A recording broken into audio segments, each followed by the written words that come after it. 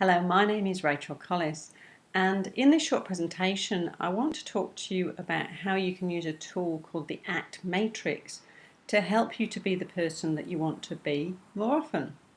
The ACT Matrix is a tool based on contextual behavioural science, and it can help you to live your values more consistently, even when you're in the grip of painful thoughts and feelings. Before I get into the nitty-gritty of the matrix, I just want to give thanks to those who developed this tool. Kevin Polk, Mark Webster and Gerald Hambright first came up with the tool. Benji Schoendorf was the person who's taught me most about the tool. And the version of the tool that I'm using was developed by Kingsley Mudd. If you've learned about the ACT matrix elsewhere, you'll see that the axes on the way I use it are flipped around, and that's a thing that Kingsley Mudd does. So this is the tool. It's basically, as you can see, kind of 4 quadrants. And it's a way of analysing your behaviour in the moment, and also kind of if there's been a problematic issue, repeatedly to sit down with a piece of pen and paper and think about it.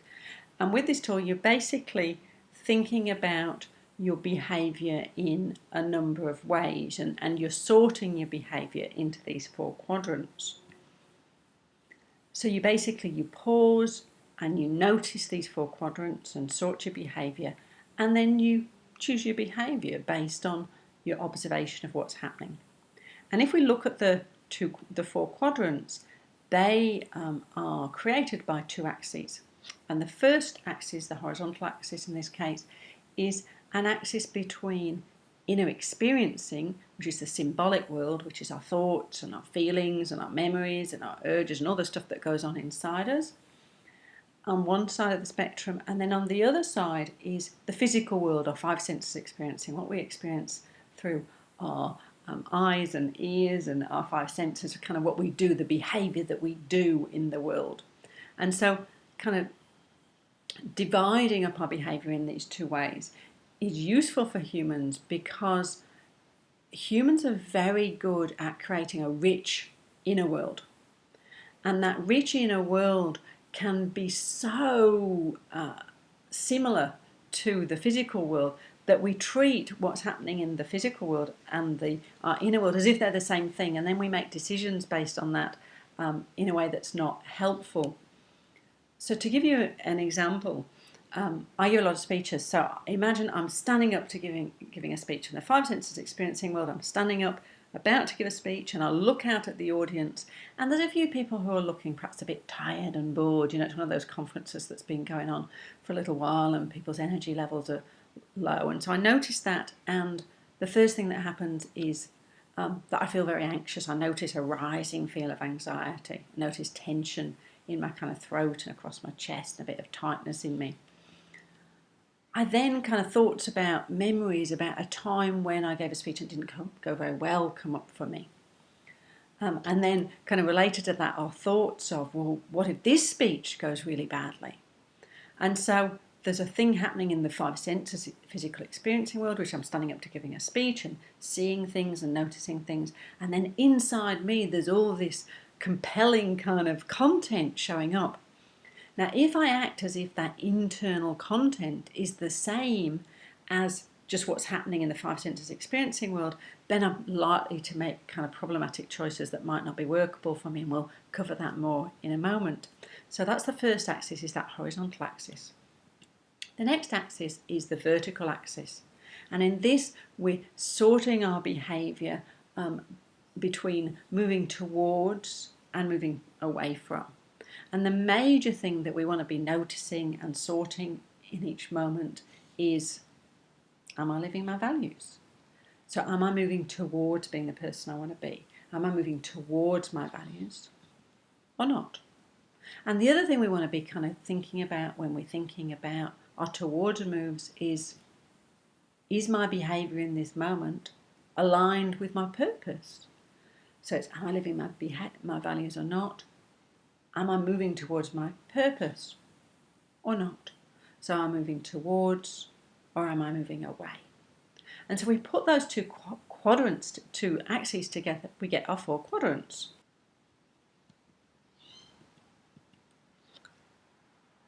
So There's values and purpose at the top there. What matters to you? What values do you want to express in this situation? So that's inner stuff, it's symbolic stuff, ideas about who you want to be and what you want to stand for. And then the other inner experiencing aspect, but in the away moves area, is inner experiences that can hook you. That's thoughts or feelings or memories of or urges that when they show up, they've kind of got a strong tendency to pull you to behave in ways that aren't aligned with who you want to be. On the right hand side, the towards move we've got is behaviour that's an expression of the person you'd like to be in the situation. So that's visible behaviour that is you living your values and being aligned with your purpose and your behaviour. So that's a towards move that's in the physical world.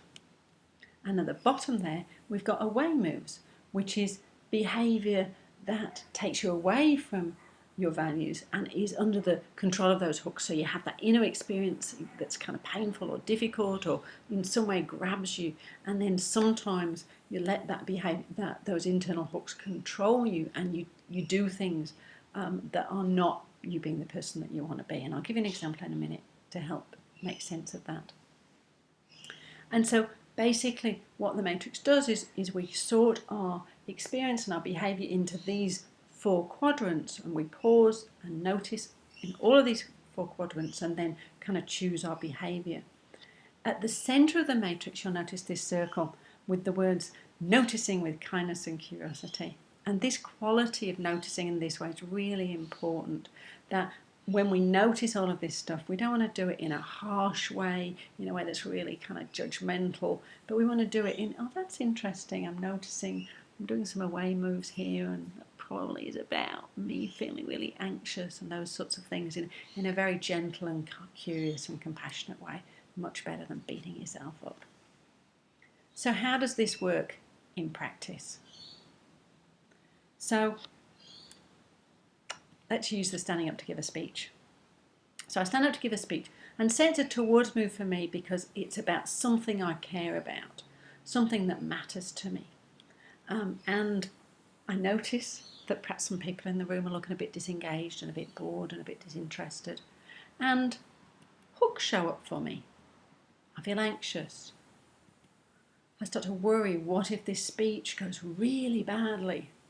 And I remember a time when it didn't go so well. Now, if I let those hooks kind of control my behaviour, if I let them drive my behaviour, then I start to do away moves. Then what's going on inside me gets converted into visible behaviour in the physical world, the 5 senses experiencing world. And so what I may end up doing, if I'm kind of feeling anxious and worried about the speech going badly and thinking about times when other speeches have gone badly, is that I can tend to end up talking really fast so I can get through it quickly. You can probably tell already I naturally talk quite fast. The more nervous I am, the faster I talk. And kind of I start to get this thing of, oh, I'll rush through this so I don't have to waste people's time. And that generally is not an effective way of giving a speech, of kind of just rushing through it without any enthusiasm or passion. And so that's an away move for me. My internal hooks are controlling on my behaviour. I'm not doing something that is effective. Now, if I'm actually though doing the matrix at that moment, if I'm using this way of sorting my behaviour, I'm kind of noticing I'm talking really fast, noticing I've got this impulse to get through it quickly, I'm noticing these feelings of anxiety, I'm noticing that actually I'm just standing in a room looking out at some people. And then what I can do at that point is think about what matters to me here, what values do I want to express. And I might connect with feeling of, when I speak, I want to be present and I want to be authentic and be curious and I want to be compassionate. That's the sort of person I want to be as I give a speech. And then I might, in this process of kind of thinking and observing and sorting, think, well, what would that look like in my behaviour? If I was to convert that into visible behaviour in the world, what would I do? I might, in a way that was authentic and compassionate, ask people if they need to stand up and stretch for a moment. Or I might suggest a brief activity where they can kind of be a bit interactive and re-energise. So there's all sorts of things I might do that are an expression of me being the person that I want to be, rather than me being under the control of those unwanted inner experiences. And whilst I'm doing all of this, whilst I'm doing all of these things, then I'm noticing with this quality of kindness and curiosity. So I'm noticing myself talking too fast. I'm noticing my feelings of anxiety and the memories and things there. I'm kind of reminding myself of what my values are and noticing that. I'm noticing whether I do my towards moves or not, with kindness and curiosity as much as I can, letting go of any harshness or judgment, just kind of noticing with self-compassion and kind of mindful curiosity. Because only it seems like the more that we can just observe this stuff with curiosity, the more in the long run our behaviour will shift. That if beating yourself up and telling yourself how you need to put yourself together and behave better worked, we'd all be, marvellous all of the time. It's counterintuitive, but it's actually more likely if you just kind of bring this a gentle, compassionate, and mindful attention to your processes, then gradually your processes start to shift. So I invite you to start pausing and noticing and sorting your behaviour into these 4 quadrants, to notice what's happening inside you and notice the actions you take in the physical world. Notice those inner hooks and also your values. Notice your towards and away moves. Just notice and sort with great kindness and curiosity and see what happens. I hope that over the next few days you pause and notice and choose often, and it leads to more richness in your life and to you more often being the best version of yourself. My name's Rachel Collis. You can read more of my work at my blog, either at my website, www.rachelcollis.com.au, or on my ACT blog that I co-author with Rob Archer and Paul Atkins, workingwithact.com. You can also sign up for tips on meaningful success at my website. I also would like to recommend Dr. Kevin Polk's website. He has lots of free resources about the Matrix there. He's very generous with sharing his resources with people. So that was the Matrix. I hope that you found that useful.